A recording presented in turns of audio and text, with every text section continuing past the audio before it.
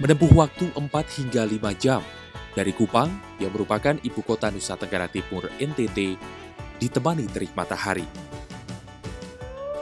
Kami menyusuri perjalanan berbatu dan jembatan kayu menuju Desa Nasi di Kecamatan Amanatur Utara, Kabupaten Timor Tengah Selatan, NTT. Senja pun mulai menyapa setiba di Desa Nasi. Iringan nyanyian disertai tarian hangat menyambut kedatangan para tamu. Selendang tenun khas Desa Nasi yang terkenal pun turut dikalungkan kepada para tamu. Ini adalah tanda kehormatan dan penerimaan dari penduduk.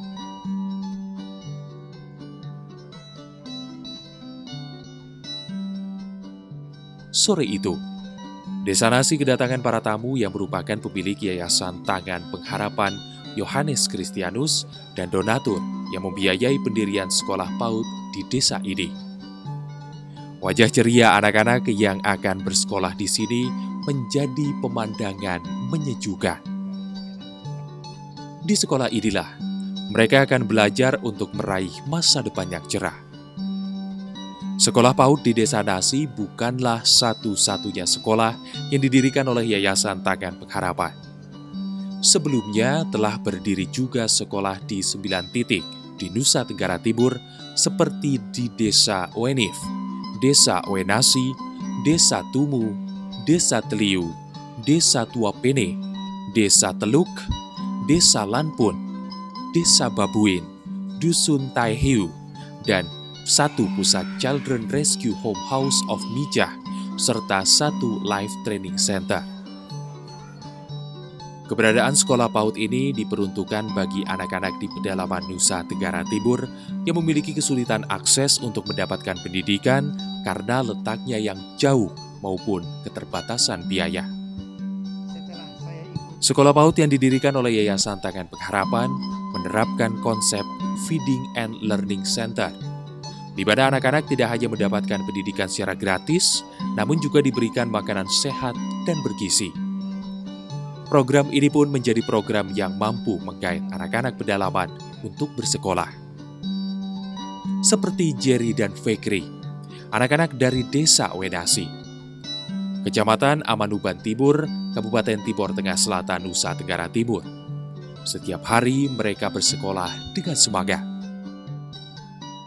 Sekarang ini kita hidup manusia ini mungkin sekolah anak dong karena kita orang tua sulewat dari sekolah yang kita ingin melahirkan anak-anak dong siapa yang tanggung jawab, tapi orang tua dong yang tanggung jawab. Tidak sekolah tidak baik karena sekarang ini maju dari pemerintah dong yang kalau kita tidak sekolah tidak baik. Besok lusa dia punya perbuatannya tidak baik. Karena orang mau omong, dia tidak jawaban dengan baik, tidak terima dengan baik. Dia otaknya nanti buta. Iya.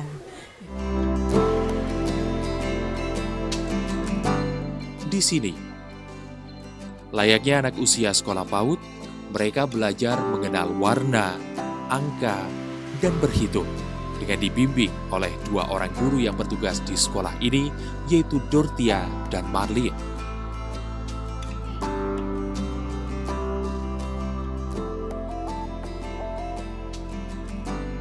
Di sekolah ini segala peralatan sekolah seperti buku dan pensil warna disediakan oleh sekolah.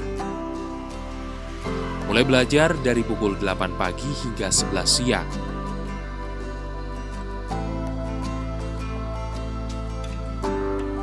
Tiba waktunya bagi Jerry, Fikri, dan anak-anak lain untuk makan siang. Bagi anak-anak di sini, makan siang ini adalah istimewa, karena kebanyakan dari mereka harus berjalan kaki 1 hingga 3 km untuk mencapai sekolah.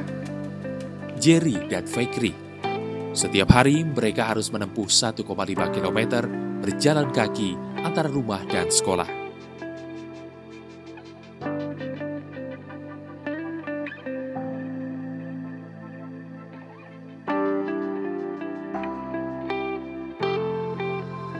Siang ini selesai belajar dan makan, Mereka pun pulang dengan ditemani oleh guru. Rumah mereka berada di atas bukit Desa Wedasi.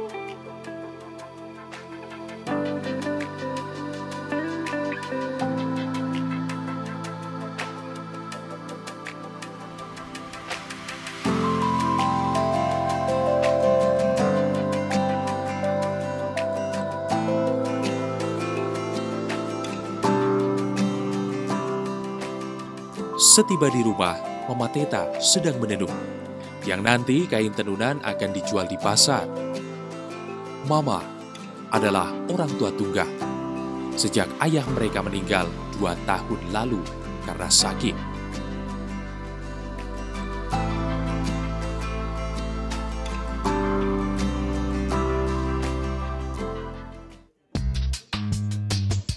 Keberadaan Yayasan Tangan Pengharapan menjadi sebuah pengharapan bagi anak-anak di pedalaman. Tidak hanya di Nusa Tenggara Timur, tapi yayasan ini juga mendirikan sekolah serupa di 45 titik di seluruh Indonesia. Dengan sasaran khusus, yakni anak-anak yang tinggal di daerah 3T, yaitu tertinggal, terdepan, dan terluar. Oke, Tangan Pengharapan punya 3 proyek utama. Yang pertama itu Children Project. Nah, di Children Project kami mendirikan Feeding and Learning Centers di 45 titik di seluruh Indonesia yang memfasilitasi anak-anak untuk pemberian makanan bergizi rutin. Dan kemudian itu menjadi program untuk memancing anak-anak datang belajar. Nah, anak-anak di sekolah itu mereka kadang-kadang tidak belajar apa-apa karena guru sering tidak masuk. Dan anak-anak pun pulang ke rumah tidak bisa bertanya kepada orang tua mereka sehingga mereka kesulitan bikin PR. Nah, di Feeding and Learning Center kami memulai anak-anak itu dari mengajar membaca, menulis, berhitung dari dasar sampai ke pelajaran sekolah.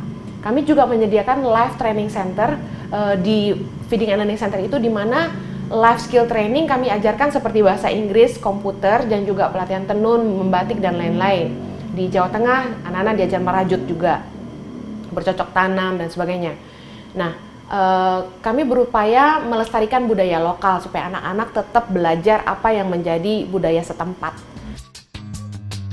Feeding and Learning Center milik Yayasan Tangan Pengharapan antara lain berdiri di Siberut, Mentawai, Desa Babat dan Desa Kampet, Kalimantan Barat, Desa PP Purwodadi, Jawa Tengah, Bali, Sulawesi Utara, Sumba Barat Daya, Sumba Barat, Sumba Timur, Halmahera, Maluku Utara, beberapa titik di Papua seperti di Serui, Asmat, Amamapare, Nabire, dan Merauke. Di bawah naungan yayasan ini, sekitar 4.000 anak mendapatkan kesempatan memperoleh pendidikan dan makanan sehat. Yayasan ini didirikan oleh Henny Kristianus dan suami Yohanes Kristianus yang sebelumnya sempat tinggal di Sydney, Australia selama 10 tahun, kemudian memutuskan untuk kembali ke Jakarta. Mulai dari 5 anak saya ajarin bahasa Inggris gratis, dan karena saya lihat mereka lapar, saya kasih makan. Nah, awalnya itu, terus tambah makin banyak anak-anak yang datang belajar, 8, 10, 12, 15, dan akhirnya sampai sekarang ya banyak lika-likunya, tapi sekarang ada 4.000 anak di 45 titik di seluruh Indonesia. Selain digunakan oleh anak-anak usia dini untuk mengenyam tingkat pendidikan PAUD, anak-anak usia SD dan SMP pun akan bergiliran untuk mendapatkan pelajaran tambahan di sekolah ini. Selepas anak-anak tingkat PAUD pulang, maka anak usia sekolah SD yang paginya bersekolah di sekolah formal langsung menuju sekolah ini untuk mendapatkan pelajaran tambahan dan tentunya makan siang.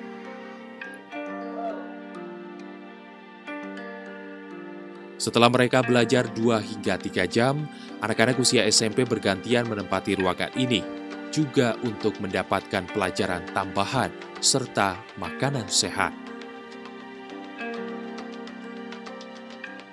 Di samping Feeding and Learning Center, yayasan ini juga mendirikan Children Rescue Home di beberapa titik seperti Jakarta dan Nusa Tenggara Timur, sebagai tempat penampungan untuk anak-anak yang mengalami tindak kekerasan.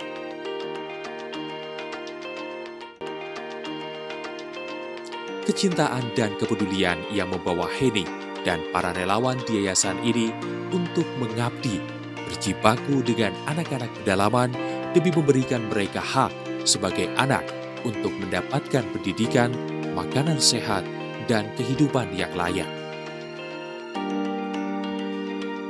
Seperti Marlin Juwana, 24 tahun, lulusan Sarjana Strata 1 jurusan Bahasa Inggris Universitas Kupang, yang memilih mengajari anak-anak ini berhitung ataupun mewarnai dengan tatapan mata yang penuh kasih sayang. Merasa senang karena saya menjumpai suatu dunia yang berbeda dari kota. Saya senang juga karena saya bisa ikut ambil bagian dalam mendidik anak-anak di daerah pedalaman ini. Selain pendidikan formal, pendidikan non-formal seperti pelatihan keterampilan merupakan salah satu upaya yang dapat membebaskan anak-anak dengan permasalahan sosial untuk memperoleh kesempatan yang lebih baik. Seperti yang dilakukan oleh Kementerian Sosial melalui pelatihan keterampilan yang diberikan di Panti Sosial Bida Remaja yang menaungi anak-anak putus sekolah maupun terlantar. Upaya ini merupakan langkah Kementerian Sosial dalam mencanangkan gerakan menuju Indonesia Bebas Anak Jalanan 2017.